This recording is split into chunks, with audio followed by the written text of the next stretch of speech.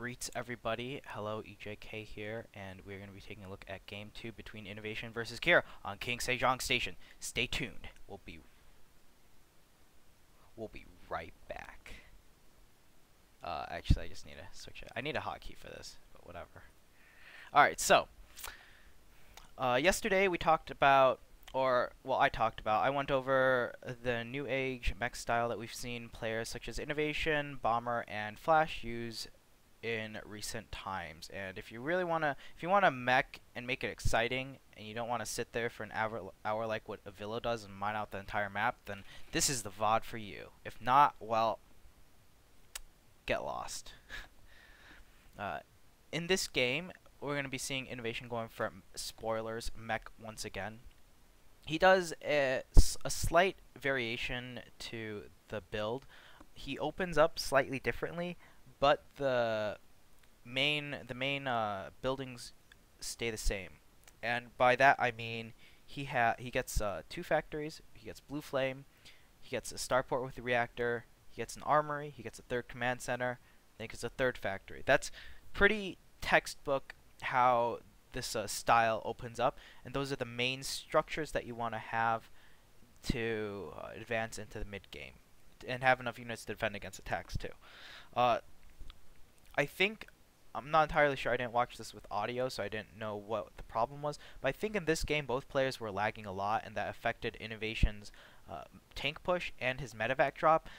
Sadly, they did absolutely nothing, so he was pretty far behind, and he still tried to catch up, but Kira was just able to kill him because he lost way too big of a chunk of his army to be able to sustain, or to be able to like sustain a 3rd base and keep it alive. If he did enough damage to slow Kira down and Kira attacked with that push, maybe a minute later Innovation would have had a lot more defenses in place to defend against it.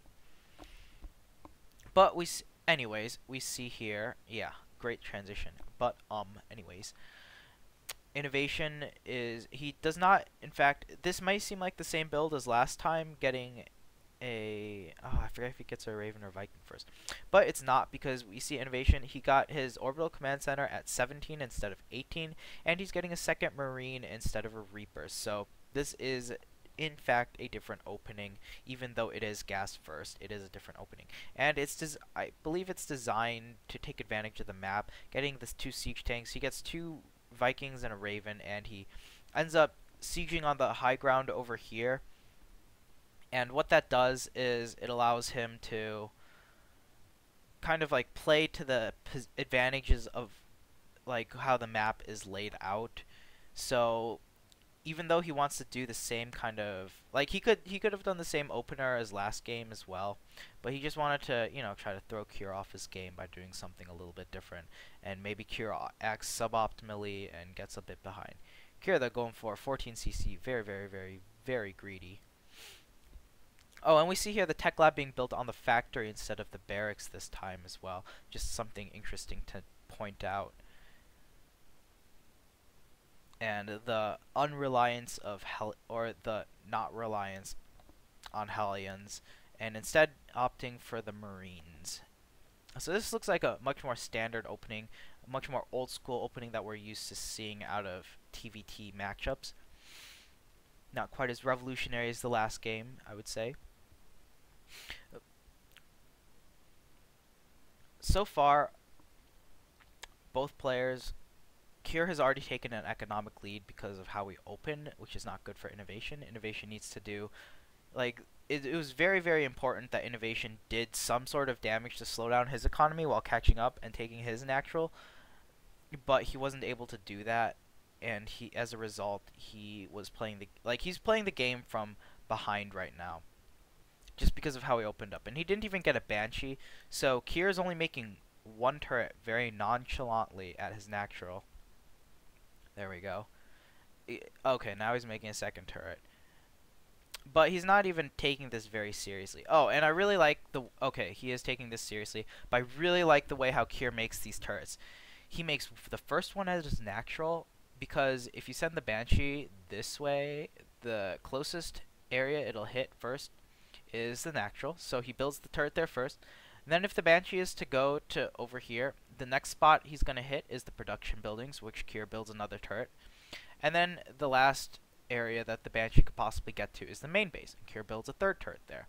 So Kier, I really like how he staggers the timing of those turrets. Instead of building them all at once, he builds the turrets in order of like the fastest possible Banshee harass can take place in that position. We see here innovation. He's getting that tech lab, reactor, tech lab for the factory. I actually don't know what that no, that's Kier. I was very confused. Sorry, my eyes were kind of bugging out there. He has, so far this looks like a very, very standard opening, I would say. It's not really, it looks kind of like a Biotank 111 expand, which it is, but it is into Mech. This Viking doing a good job of pushing that medevac away. That medevac, if it wasn't scouted, it could have potentially done a lot of damage as a counterattack option when Innovation moved out. So it was very important and kind of lucky that Innovation caught it, because if that medevac went around like this and then it, like if it came out over here when this whole army was out of position, that would have been checkmate for Innovation. That Viking taking a lot of damage though is not very good. We see here Kier, he's already moving his medevac, like he's still counterattacking with it. It's just not as effective as he'd like, but it's still gonna do a decent amount of damage. Just forcing the SCVs off and testing Innovation's multitasking is enough damage. That Viking going down is very important. If a PDD had gotten up, this would have been a lot different, but instead Innovation ends up losing both of his Vikings for free, essentially. And that makes Kier have a pretty big advantage by having air domination. And we see here this medevac drop, I think there was a lot of lag going on because this was very, very poorly handled, as we see here. Gets one SCV, Innovation asks for a pause, and it takes like 5 seconds. Okay, I guess it gets 5 SCVs, I don't know how, but Innovation asks for a pause, and it takes about 5 seconds for the GSL observer to actually pause the game, which is quite extraordinary. So I believe that he was getting some lag. But only killing, I guess, 5 SCVs. He must have gotten some in the natural as well. Okay, but yeah. 5 SCVs isn't enough. Kier is still up 6 SCVs, and he still has the 2 meals because his medevac was still doing damage as well. Maybe not necessarily doing a lot of damage by killing SCVs, but delaying the mining time of that natural base even longer. And then those 2 Siege Chains get picked off relatively for free.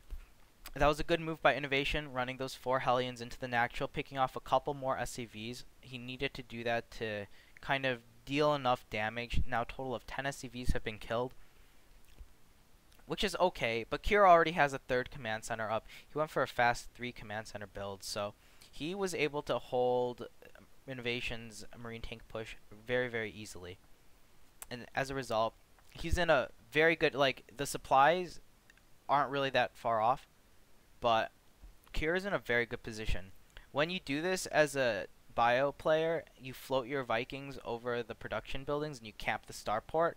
That's very, very scary because you can pick off Vikings as they come out, and you can't like get the Viking and then land it in time. They'll still die. So it's a very, very dicey situation that Innovation is in. See those Vikings, they just have complete domination because Innovation is going for Mech. As we see here, this little push out is happening. It's not very threatening. I would say that you might think it's pretty risky that Innovation's building his 3rd command center there, but because of how he saw that Kier opened, he saw that Kier was building 2 more additional barracks with tech labs so that his stim hadn't started yet. So this was a very delayed stim build, stim macro style. Like, okay, there's different ways to play Biotank. You can get very fast stim and be aggressive, or you can be a more defensive Biotank player and get stim a lot slower. And we see here stim and combat shield starting at the same time because stim started too slow to have combat shields researching on the same tech lab when stim is done. So that's why Innovation decided to build his third command center over here. And yeah, that's also why this push is also super small. Innovation could have easily moved over it if it started to cause him any trouble, because he does have the armory. He does have 2 siege tanks now, so just having those Hellbats with blue flame is enough. Yeah, and he's gonna do it now, but it is enough to drive away this kind of a marine tank force. I don't think it was a good idea for him to siege up the siege tank, because siege or unsieged siege tanks actually do a good amount of damage. And sieging it up, as a result, Kira is just able to walk away without the siege tank firing at all. It's just meh, not the best thing to do. We see here Innovation's third finally finishes, but Kira's third is still ahead. Kira's just ahead in all aspects of the game right now, and it's up to Innovation, or it's up to Kira to make a mistake with his bio tank force and maybe haphazardly go in because he thinks he's farther ahead than he really is, and take a big enough chunk out of the army so that Innovation can breathe a little. We see here that reactor going down again, so Innovation is actually getting that third factory, and he's getting the reactor again, but he doesn't have a big enough medevac count like he had in the last game. He only is up at 2 medevacs, whereas the last time when Kier pushed, he was Innovation had 6 medevacs full of Hellbats and 5 siege tanks, but he only has 3 siege tanks and 2 medevacs right now. As a result, and this push also comes, if Innovation Sensor Tower was up like 30 seconds faster, sensor towers are really fast to build. Innovation just kind of didn't build it as fast as he should have. I would say it's more important to get a sensor tower up at the third to establish it than it is to even start +2 attack if you're low on gas.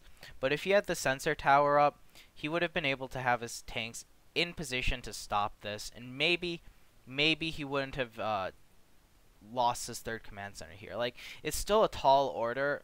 Innovation's tanks are also sieged up, and as a result, they're kind of out of position as well. Like, they just siege up so far outside of the third, and Innovation still has like 4 medevacs worth of Hellbats at this point, and it does a good amount of damage, but he keeps sieging his tanks up, and these tanks aren't doing anything until after all the units are dead.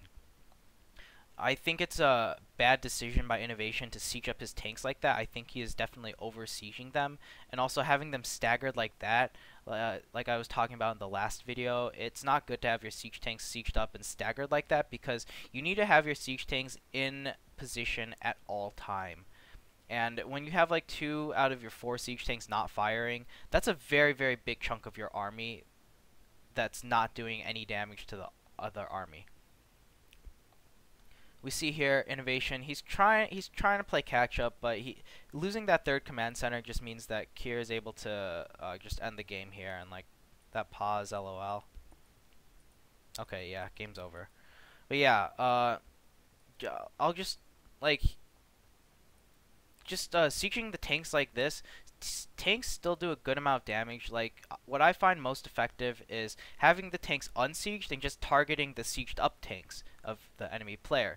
And you only take like one volley from a tank before it dies, because siege tanks still do bonus damage to armored when they're unsieged as well. So they still do a good amount of damage. So I definitely think it was a big mistake by Innovation in his control to be sieging up the siege tanks like that. And if his sensor tower went down now, he definitely has the money for it, or he could have like put the money for it. Like, it's just the equivalent of a medevac or Viking, and it's a lot more important than having just one more medevac or Viking. Like, he still has the money here. So, oh, he actually forgot his engineering bay, so that's why it was up so late. Because, as I said, against non-Banshee play, you can generally delay your engineering bay, but I guess because of what happened, like that pause that happened earlier on in the game for like 4 minutes, that really must have, a pause like that really must have made Innovation kind of forget that engineering bay. I'm 99% sure that's what happened. Like, that's what would have happened to me if I was in his situation as well. Like, just that pause was really detrimental to the flow of the game. That's why you want to try to play this game as uninterrupted as possible, because now his sensor tower is going down as soon as possible, but it's it's too late. It's too late. And if Innovation didn't forget his engineering bay, he would have had the sensor tower. He would have been able to put his siege tanks in position. His third wouldn't have died, and the game would have gone on. He probably would have been behind, but the game still would have gone on, and it would have been by no means an